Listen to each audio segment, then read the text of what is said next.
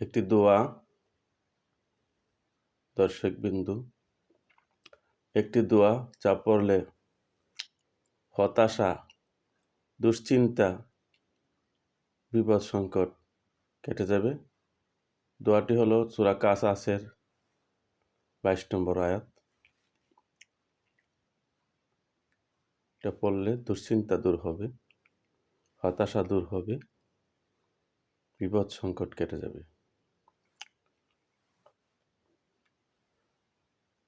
যারা চ্যানেলটি দেখছেন এবং ইতিমধ্যে সাবস্ক্রাইব করেছেন তাদেরকে অনেক অনেক ধন্যবাদ। যারা চ্যানেলটিতে নতুন এসেছেন তাদেরকে সাবস্ক্রাইব করার অনুরোধ রইল এবং শেয়ার করে দেবেন, লাইক করে দেবেন।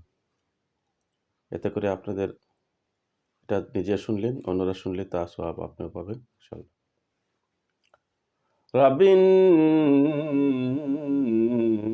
লিমা আনজালতা ইলাইয়া মিন খাইরিন ফাকির। রাব্বিন্নি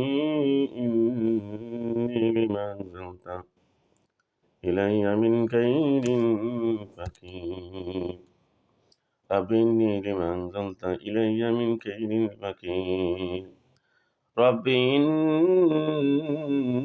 إني لما أنزلت إلي من كيد فكير.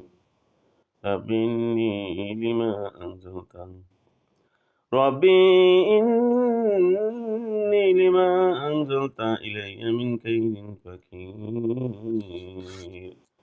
অর্থ হলো, হে আমার প্রতিপালক, তুমি আমার প্রতি যে অনুগ্রহ নাজিল করবে নিশ্চিত আমি তার মুখাপেক্ষী।